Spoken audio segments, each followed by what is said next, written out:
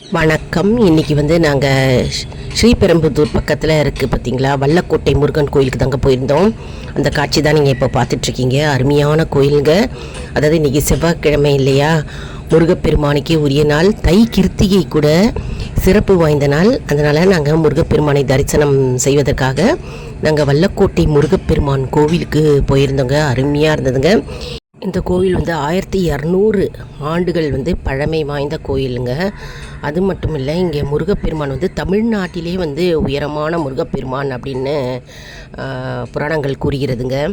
கதை அப்படின்னு பார்த்தோன்னா, இளஞ்சி மன்னன் பகீரதன் என்ன செய்தாராம், நாரத பெருமானுக்கு துன்பம் கொடுத்துட்டே இருந்தாராம். அதனால் துர்வாச முனிவர் அறிவுரையின்படி என்ன பண்ணாராம், அந்த வல்லக்கோட்டை முருகப்பெருமானுடைய பாதிரி என்கின்ற மரத்தடியில் தவம் செஞ்சாராம். தவம் செய்யும்போது முருகப்பெருமானுடைய அருள் கிடைத்ததாம். அடுத்தது வல்லக்கோட்டை அப்படின்னு பேர் எப்படி வந்தது அப்படின்னு பார்த்தோம்னா, வல்லன் என்கின்ற கொடிய அசுரனை முருகப்பெருமான் அந்த இடத்துல வதம் செய்தாராம். அதனால் அந்த இடத்திற்கு வல்லக்கோட்டை என்று அழைக்கப்படுகிறது. இந்த கோவிலில் பார்த்தோம்னா முருகப்பெருமான் வள்ளி தெய்வானையோட பிரம்மாண்டமாக காட்சி அளிக்கிறாருங்க. மிகவும் அற்புதமாக இருக்குங்க. ரொம்பவே நல்லா இருந்ததுங்க. நம்ம இந்த கோயிலுக்கு போயிட்டு வரும்போது மன நிம்மதி மற்றும் நமக்கு இன்றைக்கி பகவானுடைய முருகப்பெருமானுடைய தரிசனம் கிடைத்தது. அதுவே நமக்கு ஒரு பேராற்றல் இல்லையா. அதனால் இன்றைக்கி யாரெல்லாம் வல்லக்கோட்டை முருகன் கோயிலுக்கு போக முடியல அப்படின்னு இருக்கிறவங்க வீட்டிலேருந்து இந்த காணொளி மூலமாக தரிசனம் செய்து உங்களுடைய வேண்டுதல்களை வையுங்க. முருகப்பெருமான் செவி சாய்த்து அதற்கு கண்டிப்பாக பதிலளிப்பார். அங்கே அருமையான குளம் இருக்குங்க, தீர்த்தம் இருக்கும். அதாவது இந்திரன் என்ன செய்தாராம், தன்னுடைய வஜ்ராயுத்தை பூமியை பிளந்தாராம். பூமியை பிளக்கும் போது நீர் வந்ததான் மேலே. அதனால் இங்கே வஜ்ர தீர்த்தம் அப்படின்ற இந்த குளத்துக்கு அழைக்கப்படுகிறதுங்க. ஓம் சரவணபவ அப்படின்னு ஓவியம் இருக்குது பாருங்கள். இப்போ நம்ம ஃப்ரண்ட் என்ட்ரன்ஸ் பார்த்துட்டு இருக்கோங்க. மேலே அழகான ஓவியங்கள் இருக்குது, கலர் கலராக பெயிண்ட் அடிச்சிருக்காங்க. ரொம்ப அருமையாக இருந்தது இந்த கோவில். நம்ம பக்தர்களை நேர்த்திக்கடன் செலுத்துகிறத நம்ம பார்க்கலாம். விளக்கு போய் ஏற்றலாம். நம்ம முருகப்பெருமானுக்கு மாலை வாங்கி கொண்டு போய் போடலாம். மற்றும் உப்பு மிளகு வாங்கி எடுத்துகிட்டு போகலாங்க.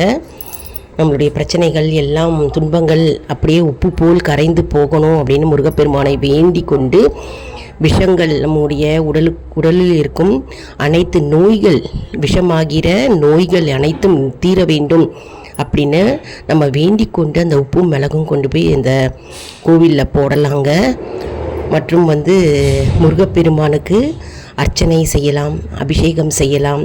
மேலே அவ்வளோ பெரிய பெல் இருக்குது பாருங்கள், மணி இருக்குது. இதெல்லாம் மேலே, அதாவது பில்டிங் மேலே இருக்கிறது. மற்ற இதெல்லாம் முருகப்பெருமானுடைய வரலாறை அப்படியே ஓவியமாக வரைந்திருக்கிறாங்கங்க. அற்புதமாக இருந்ததுங்க. இன்றைக்கி நீங்களும் எப்போல்லாம் நேரம் கிடைக்குதோ வல்லக்கோட்டை முருகப்பெருமான் கோவிலுக்கு போய் குடும்பத்தோடு போய் முருகப்பெருமான் தரிசனம் செய்யுங்கள். அதாவது நிறைய பேர் 6 செவ்வாய்க்கிழமை 6 வெள்ளிக்கிழமை விரதம் இருந்து இந்த கோவிலுக்கு வரவங்களும் இருக்காங்கங்க.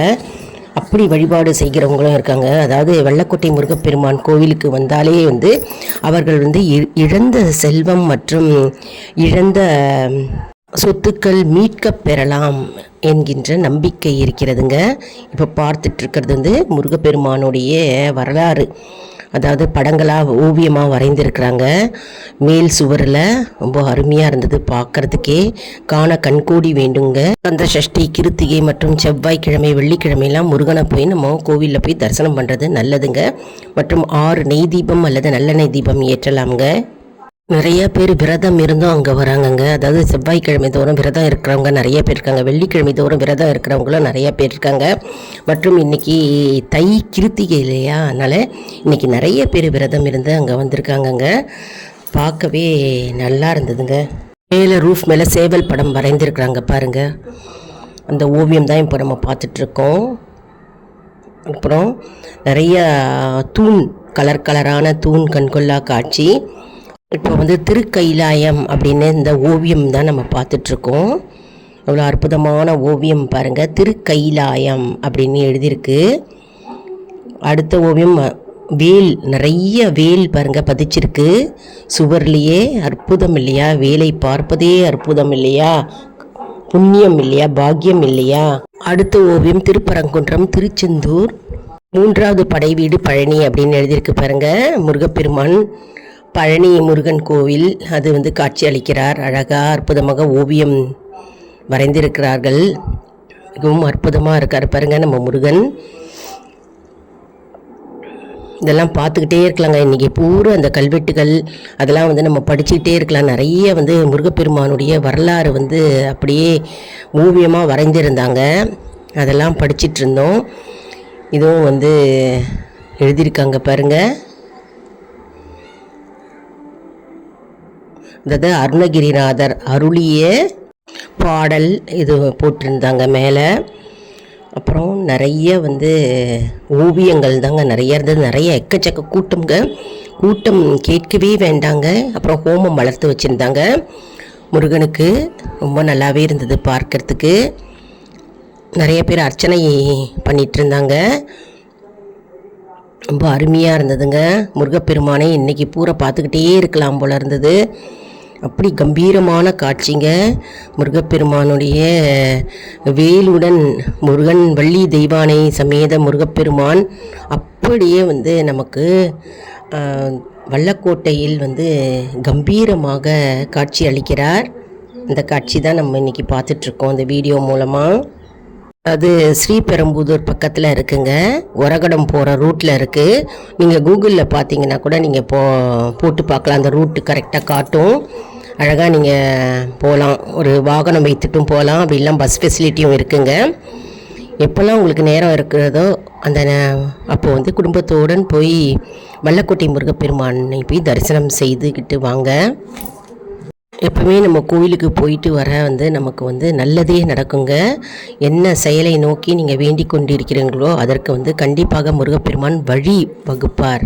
இன்றைய தினம் தைக்கிருத்திகை இல்லையா? அதாவது கந்தசஷ்டி கவசம் படிக்கலாம், வேல் மாறல் படிக்கலாம், அப்புறம் முருகனுடைய ஸ்லோகம் படிக்கலாம், மற்றும் வந்து நம்ம இன்னைக்கு பாடல்கள் பாடலாங்க முருகப்பெருமான் மீது. இப்போ நம்ம வந்து வெளிபாகத்தை தான் பார்த்தோங்க. கோவிலுடைய வெளி பிரகாரத்தை தான் நம்ம பார்த்துருக்கோம்.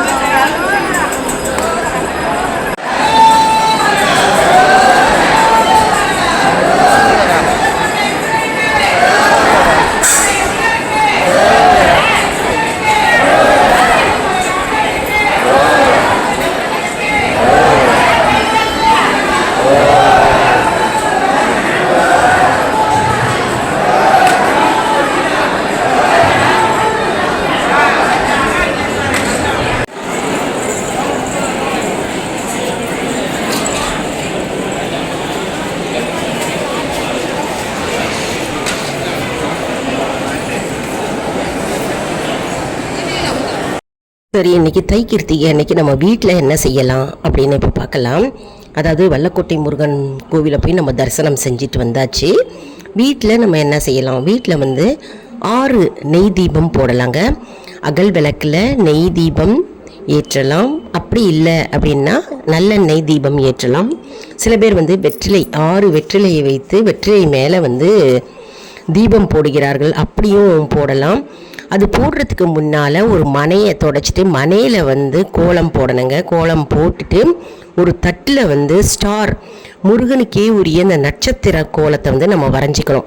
வரைஞ்சிட்டு நடுவில் வந்து ஓம் அப்படின்னு போட்டுட்டு சைடில் அந்த நட்சத்திர ஸ்டார் இருக்கு இல்லையா, அதில் ச ர வ ந ப ப அப்படின்னு போட்டுட்டு அதில் வந்து வெற்றிலையை வந்து நம்ம வச்சுட்டு வெற்றிலையை வந்து பன்னீரில் துடைத்துட்டு நம்ம சந்தனா குங்குமம் வைத்து நம்ம வந்து விளக்கு ஏற்றணுங்க. நெய் தீபம் அல்லது நல்லெண்ணெய் தீபம் பஞ்சு திரி போட்டு ஏற்றினா வந்து கறி பிடிக்காது. அதனால் அப்படி நம்ம ஏற்றி நம்ம வழிபடலாம் இன்றைக்கி வீட்டில். மற்றும் தூப தீபம் காண்பிக்கணும் அவசியமாக. சாம்பிராணி போடுங்க. செவ்வாய்க்கிழமை மற்றும் வந்து தைக்கிருத்திகை. அதனால் இன்றைக்கி சாம்பிராணி கண்டிப்பாக வீட்டில் எல்லா ரூமையும் காட்டுங்க. அப்புறம் கற்பூரம் காட்டுங்க. அப்புறம் முருகன் பெருமானுக்குரிய மந்திரங்கள் ஸ்லோகங்கள் மற்றும் வந்து நம்ம பாடல்கள் பாடலாங்க. அப்படி உங்களுக்கு தெரியலை அப்படின்னா ஓம் சரவண பவன்ற மந்திரத்தை வந்து 108 முறை வந்து மனதார பக்தி ஸ்ரத்தையுடன் நம்ம இன்றைக்கி ஜபிக்க வேண்டும். மற்றும் வந்து நெய்வேத்தியம் அப்படின்னு பார்த்தா இன்றைக்கி தைக்கிருத்திகை இல்லையா, சர்க்கரை பொங்கல் வைக்கலாம், பால் பாயசம் வைக்கலாம். அப்படி இல்லைன்னா நம்ம வந்து திராட்சை பழம், கல்கண்டு, பேரிச்சம்பழம் இதெல்லாம் வந்து நம்ம வச்சு நெய்வேத்தியமாக பண்ணலாங்க. மிகவும் அற்புதமான தைக்கிருத்திகை இன்னைக்கு மாலை பொழுதில் அருகாமையில் உள்ள முருகன் கோவிலுக்கு போய் முருகப்பெருமானை தரிசனம் செஞ்சுட்டு அந்த பிரகாரத்தை வந்து முருகப்பெருமான் சன்னதி இருக்கும் இல்லையா, பிரகாரம் சுத்தம் முடிஞ்சதுன்னா 6 முறை நம்ம வந்து வலம் வரலாம். சுற்றும்பொழுது நம்ம ஓம் சரவண பவ அப்படின்னு சொல்லிட்டு நம்ம வந்து சுத்த வேண்டுங்க. அற்புதமான அருமையான சக்தி வாய்ந்த நாள் இன்னைக்கு. நாம் எல்லாரும் இன்றைக்கி வந்து முருகப்பெருமானை வழிபட்டு அவருடைய அருளை நாம் அனைவரும் பெறுவோம். உங்களுக்கு என்ன பிரார்த்தனை இருந்தாலும் மனதார முருகப்பெருமானிடம் இன்றைக்கி தெரிவிங்க. கண்டிப்பாக உங்களுக்கு 100% நிறைவேறும். மற்றும் வந்து இந்த வீடியோ உங்களுக்கு மிகவும் பயனுள்ளதாக இருக்கும் என்று நான் நம்புகிறேன். இந்த வீடியோவுக்கு ஒரு லைக் கொடுங்க, இதை மற்றவர்களுக்கும் ஷேர் செய்யுங்க. நிறைய பேர் வந்து வெள்ளக்கோட்டை முருகப்பெருமான் கோவிலுக்கு போகாமல் இருந்திருப்பாங்க நிறைய பேர்.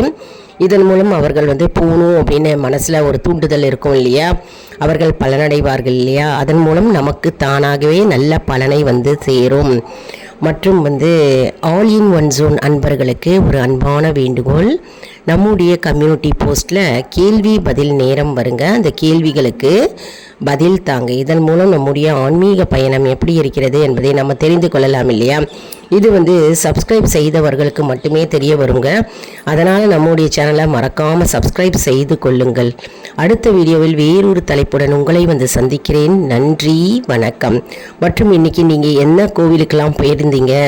இன்றைக்கி நாங்கள் வந்து வெள்ளக்கோட்டை முருகப்பெருமான் கோயிலுக்கு போனோம். நீங்கள் அந்த மாதிரி எந்த கோயிலுக்கு போனீங்க அப்படின்றத வந்து கமெண்ட் செக்ஷனில் தெரிவிங்க. இந்த வீடியோ உங்களுக்கு பிடித்திருந்தால் ஓம் முருகா, ஓம் சரவணா அப்படின்னு டைப் பண்ணுங்கள். நன்றி, வணக்கம்.